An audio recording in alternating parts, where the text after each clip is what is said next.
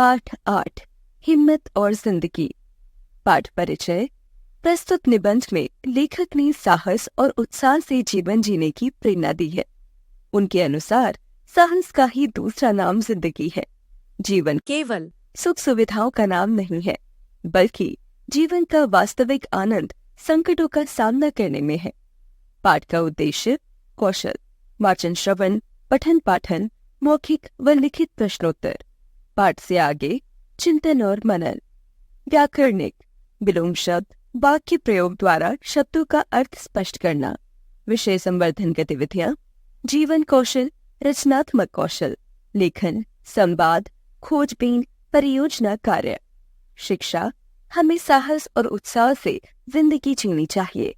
जिंदगी के असली मजे उनके लिए नहीं है जो फूलों की छां के नीचे खेलते और सोते हैं, बल्कि फूलों की छां के नीचे अगर जीवन का कोई स्वाद छिपा है तो वह भी उन्हीं के लिए है जो दूर रेगिस्तान से आ रहे हैं, जिनका कंठ सूखा हुआ, ओठ फटे हुए और सारा बदन पसीने से तर है।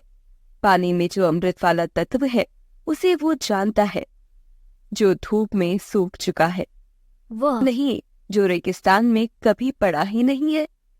सुख देने वाली चीजें पहले भी थीं और अब भी हैं। फर्क यह है कि जो सुखों का मूल्य पहले चुकाते हैं और उनके मजे बाद में लेते हैं, उन्हें स्वाद अधिक मिलता है। जिन्हें आराम आसानी से मिल जाता है, उनके लिए आराम ही मौत है। जो लोग पांव भीगने के खौफ से पानी से बचते रहते हैं, समुद्र में डूब जाने का खतरा उन्हीं के लिए है। लहरों में तैरने का जिन्हें अभ्यास है, वे मोती लेकर बाहर आएंगे।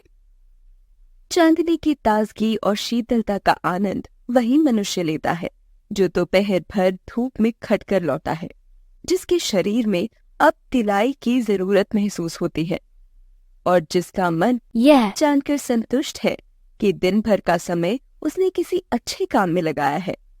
इसके विपरीत वो आदमी भी है जो दिन भर खिड़कियां बंद करके पंखों के नीचे छिपा हुआ था और अब रात में जिसकी सेज बाहर चांदनी में लगाई गई है। भ्रम तो शायद उसे भी होता होगा कि वो चांदनी के मजे ले रहा है, लेकिन सच पूछिए तो वो खुशबूदार फूलों के रस में दिन रात सड़ रहा है।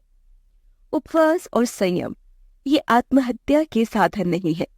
भोजन का असली स्वाद उसी को मिलता है जो कुछ दिन बिना खाए भी रह सकता है।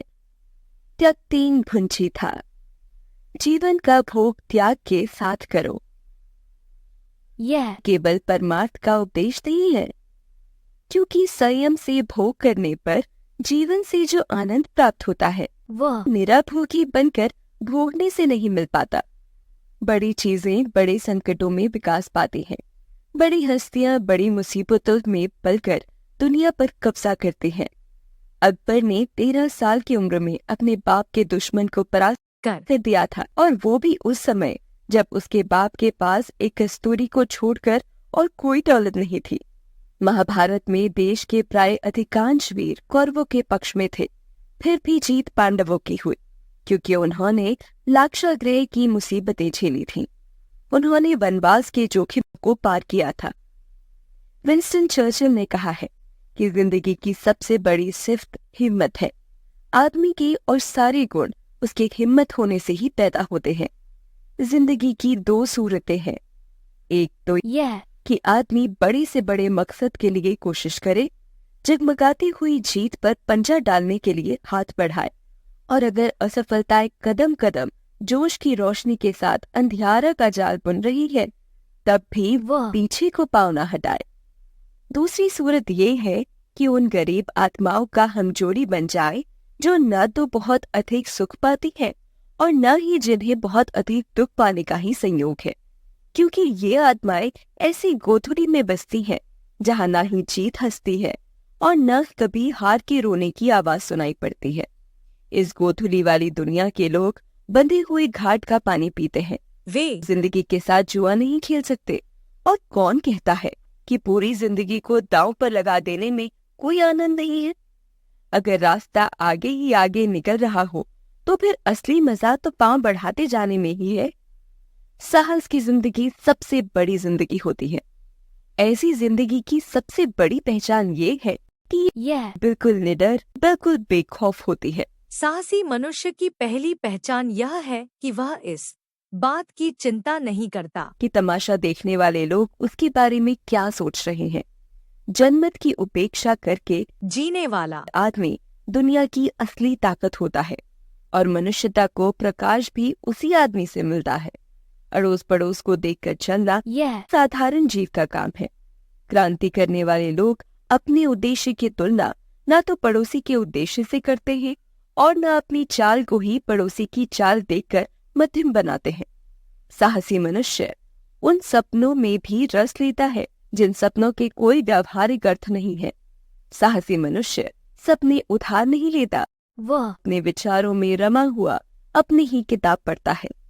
झुंड में चलना और झुंड में चरना यह भैंस और भेड़ का काम है। सिंह तो बिल्कुल अकेला होने पर भी मग्न रहता है। आर्नल्ड बेटन ने एक जगह लिखा है कि जो आदमी यह महसूस करता है कि किसी महान निश्चय के समय वह साहस से काम नहीं ले सका, जिंदगी की चुनौती को कबूल न कर सका, वह भी नहीं हो सकता। बड़े मौके पर साहस नहीं दिखाने वाला आदमी बराबर अपनी आत्मा के भीतर एक आवाज सुनता रहा है, एक ऐसी आवाज जिसे वही सुन सकता है और जिसे वह रोक नहीं सकता। प्रत्येक आवाज उसे बराबर कहती रहती है, तुम साहस नहीं दिखा सके, तुम कायर की तरह भाग खड़े हुए।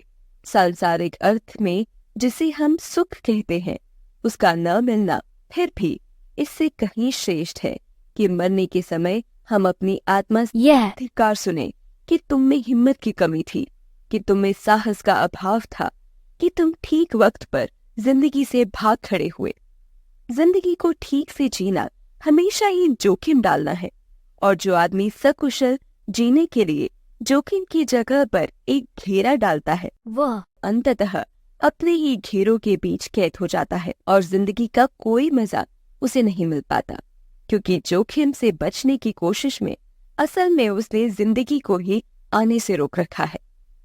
जिंदगी से अंत में हम उतना ही पाते हैं जितनी उसमें पूंजी लगाते हैं।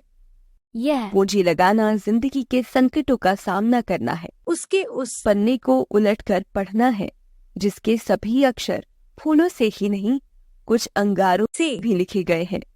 जिंदगी का भेद कुछ उसे ही मालूम है जो यह जानकर चलता है कि जिंदगी कभी भी खत्म न होने वाली चीज है।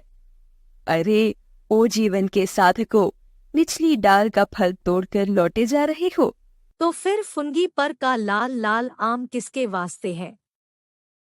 अरे ओ जीवन के साधकों, किनारे की मरी हुई सीपियों से ही तुम्हें संतोष हो जाए तो समुद्र के अंतराल में छिपे मौक्तिक कोश को कौन बाहर लाएगा? दुनिया में जितने भी मजे बिखेरे गए हैं उनमें तुम्हारा भी हिस्सा है। वह चीज भी तुम्हारी हो सकती है जिसे तुम अपनी पहुंच से परे मान लौटे जा रहे हो। कामना का आंचल छोटा मत करो, जिंदगी के फूल को दोनों हाथों से दबाकर निचोड़ो। रस की निर्झरी तुम्हारे बहाए भी बह सकती है।